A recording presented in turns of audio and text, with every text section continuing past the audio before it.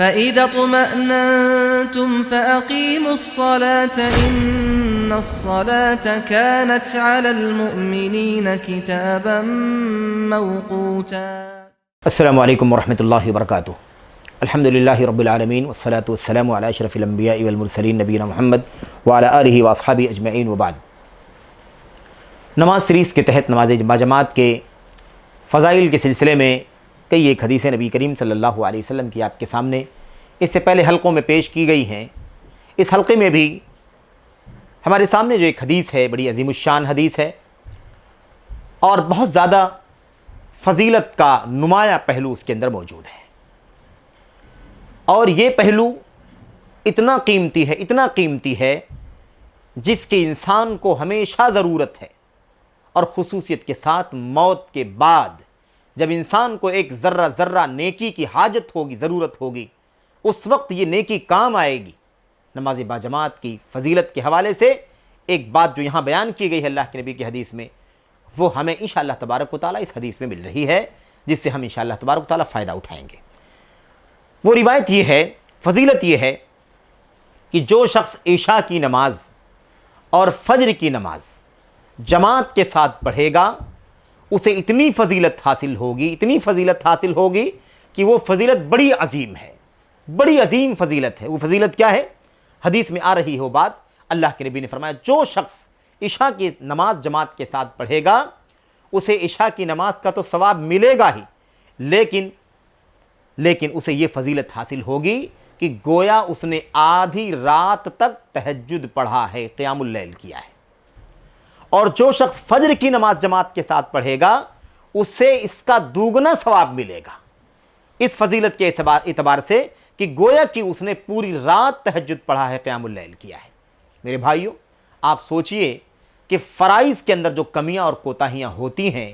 جو نقص اور خلل رہ جاتا ہے ایک مسلمان کی زندگی میں، جو نمازوں کی کوشش کرتا ہے اس کے باوجود کوتاہیاں رہ جاتی ہیں، جو جان بوجھ کر کے عمدن و قصدن بے توجہی کرتے ہیں، ان کی بات نہیں ہو رہی۔ جو نماز باجماعت کا اہتمام کرتے ہیں، نماز کے پابند ہیں، ان سے جو کوتاہیاں ہو جاتی ہیں، نماز کے اندر پڑھنے کے باوجود اندر جو کوتاہیاں ہو جاتی ہیں، ان کوتاہیوں کی وجہ سے اللہ تبارک و تعالی نوافل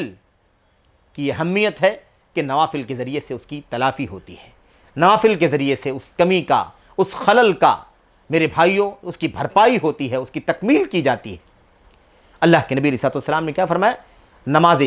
عشاء جماعت کے ساتھ پڑھنے والے کی فضیلت یہ ہے کہ گویا کہ اس نے آدھی رات قیام اللیل کیا ہے، اور نماز فجر جماعت کے ساتھ پڑھنے والے کی فضیلت یہ ہے کہ گویا کہ اس نے پوری رات قیام اللیل کیا ہے۔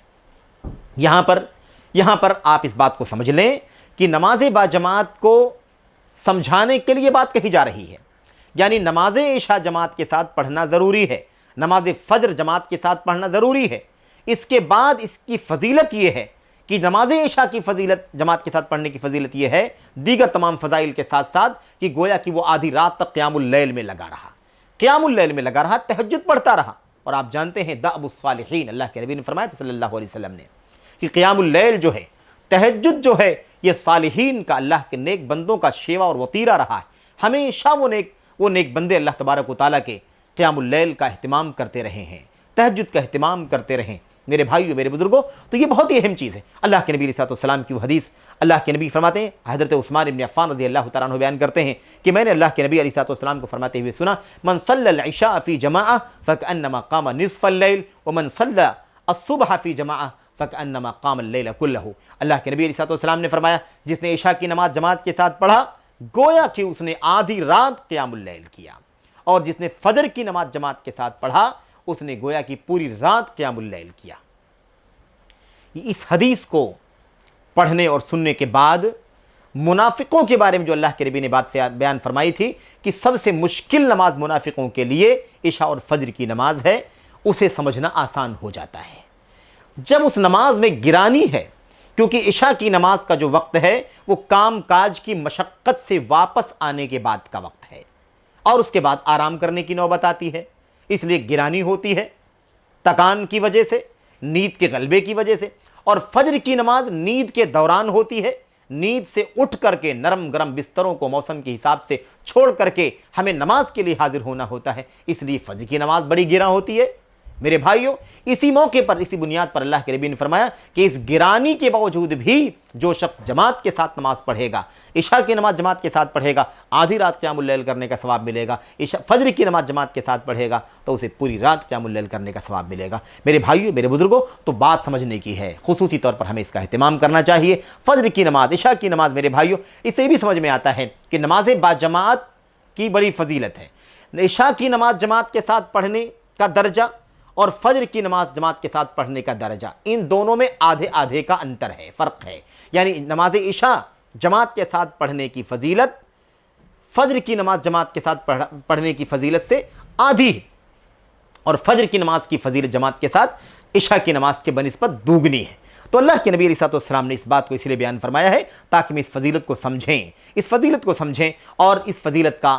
فائدہ اٹھا کر کے ہم خصوصیت کے ساتھ نماز عشاء کا بھی اور فجر کی نماز کا بھی اہتمام کریں، دیگر نمازوں کا بھی اہتمام کریں۔ خصوصیت کے ساتھ یہ نمازیں زیادہ ان میں کوتاہی ہوتی ہے، سستی ہوتی ہے، کاہلی ہوتی ہے اور بے اتنائی ہوتی ہے، کیونکہ نیند کا یا تو انتظار ہوتا ہے، غلبہ ہوتا ہے، اور یا پھر نیند سے نکل کر کے اٹھ کر کے ہمیں حاضر ہونا ہوتا ہے۔ تو ہمیں چاہیے کہ ہم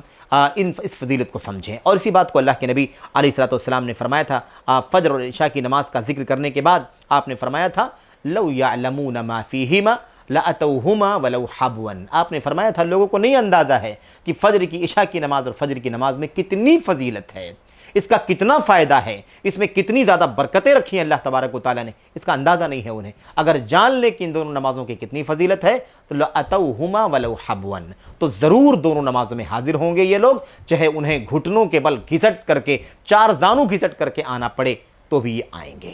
تو بڑی فضیلت کی نمازیں ہیں میرے بھائیوں، اور اس سلسلے میں کوتاہیاں بھی بہت زیادہ ہیں۔ اللہ سے دعا کرتے ہیں کہ اللہ تبارک و تعالیٰ ہمیں تمام نمازوں کی جماعت کے ساتھ پڑھنے کی توفیق عطا فرمائے اور اہتمام کرنے کی توفیق عطا فرمائے، خصوصی کے ساتھ عشاء اور فجر کی نماز کا بھی اہتمام کرنے کی توفیق بخشے۔ آمین یا رب العالمین۔ السلام علیکم ورحمۃ اللہ وبرکاتہ۔